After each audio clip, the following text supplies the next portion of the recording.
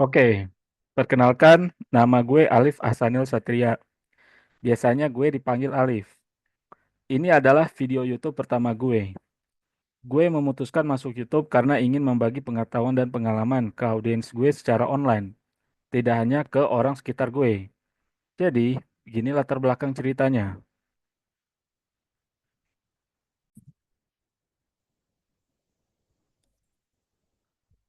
Oke, gue akan membahas konsep leverage. Leverage adalah pengungkit. Output sama dengan input kali leverage. Leverage adalah pembesar dari input atau effort yang kita lakukan.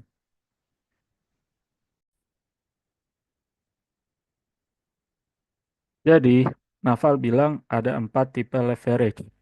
Labor, tenaga manusia, kapital, modal atau uang, ada kode, sama media. Bentuk leverage pertama adalah labor atau manusia. Leverage ini didapat dengan cara orang lain bekerja untuk kita. Ini adalah bentuk leverage tertua dalam sejarah manusia. Mengatur manusia itu sulit karena manusia itu perilaku dan karakternya bisa sangat bervariasi.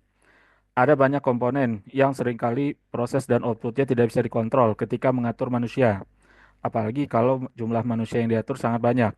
Bisa dikatakan ini adalah bentuk leverage terburuk di ekonomi modern saat ini. Selain itu, kemampuan mengatur manusia ini nggak scalable.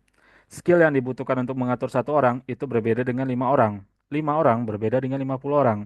50 orang berbeda dengan 500 orang. 500 orang berbeda dengan 5.000 orang. Dan seterusnya. Oleh karena itu, gue memutuskan tidak memprioritaskan memaksimalkan leverage ini, setidaknya untuk saat ini. Bentuk leverage kedua adalah capital atau spesifiknya gue sebut uang. Leverage ini didapat dengan cara setiap kali kita membuat keputusan, kita amplifikasi hasil keputusan tersebut dengan uang. Capital leverage ini jauh lebih scalable dari labor leverage.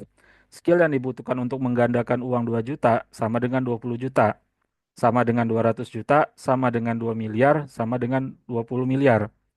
Capital leverage menghasilkan orang terkaya di dunia, salah satunya Warren Buffett. Karena leverage ini jauh lebih scalable, gue memutuskan memaksimalkan leverage ini dengan cara masuk ke financial market dalam 2,5 tahun belakangan ini. Bentuk leverage ketiga adalah kode atau spesifiknya gue sebut software. Di era internet saat ini, software bisa berubah bentuk menjadi produk tanpa marginal cost of replication. Maksudnya adalah ketika situs google.com sudah jadi, biaya untuk mengakomodasi 10.000 user sama dengan 100.000 user, sama dengan 1 juta user, sama dengan 10 juta user. Software leverage menghasilkan orang terkaya di dunia di abad 21, seperti Bill Gates, Mark Zuckerberg, Jeff Bezos, Larry Page. Gue sendiri sudah terjun ke dunia software selama 4 tahun sebagai seorang software engineer. Permasalahannya, membangun produk yang tepat itu sangat-sangat sulit. Memformulasikan problem yang tepat dan unik yang belum pernah diselesaikan sebelumnya dan membuatnya menjadi skala besar itu sangat-sangat sulit. Ada dua resiko secara bersamaan di skenario ini, yaitu resiko ide dan resiko eksekusi. Soal resiko eksekusi, semua jenis bisnis pasti punya resiko ini. Soal resiko ide, faktor sukses dan gagalnya jauh lebih kompleks ketimbang sekadar bikin aplikasi.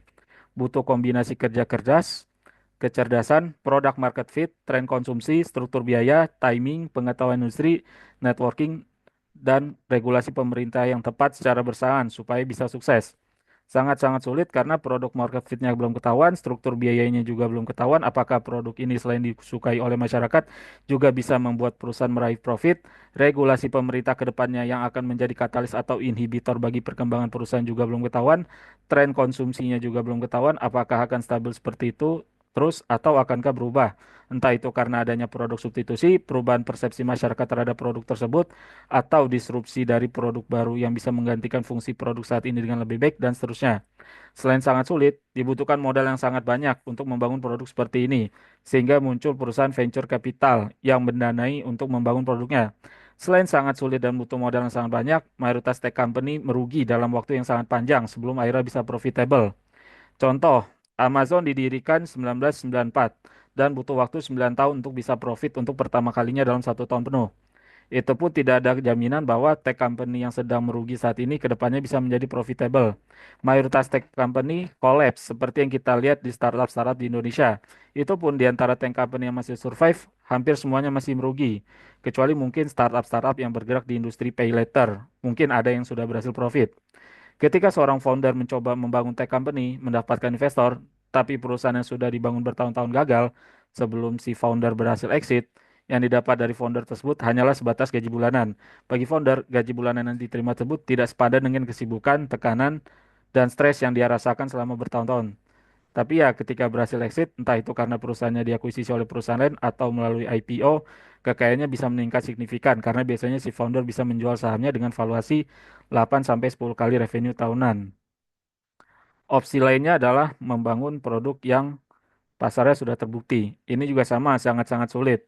Membutuhkan modal awal yang sangat besar dan mayoritas tech company juga merugi dalam waktu yang sangat panjang sebelum akhirnya bisa profit untuk pertama kalinya.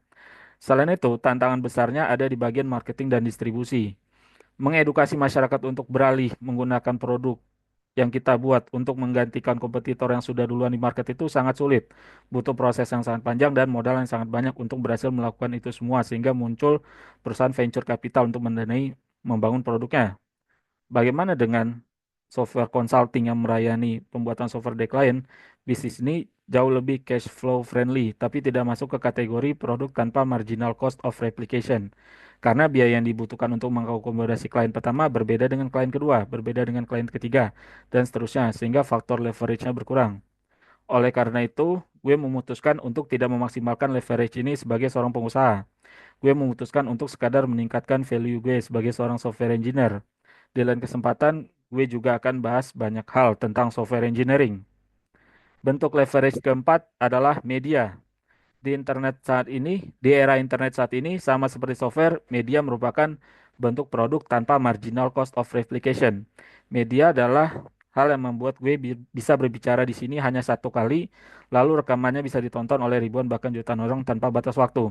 Media leverage menghasilkan banyak orang kaya di abad ke-21. Contoh yang terkenal adalah Mr. Beast yang saat ini networknya diestimasi mencapai 500 miliar USD atau Joe Rogan yang saat ini setiap tahunnya bisa menghasilkan 50 miliar hingga 100 miliar USD dari profesinya sebagai seorang podcaster.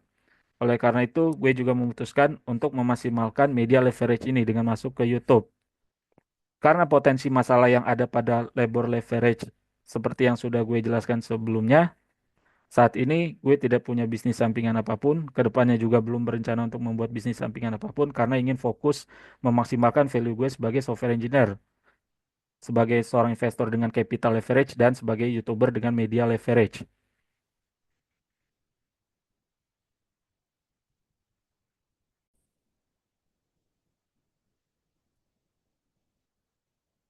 Sekian perkenalan dari gue, mudah-mudahan video ini bermanfaat dan memberikan perspektif baru buat kalian.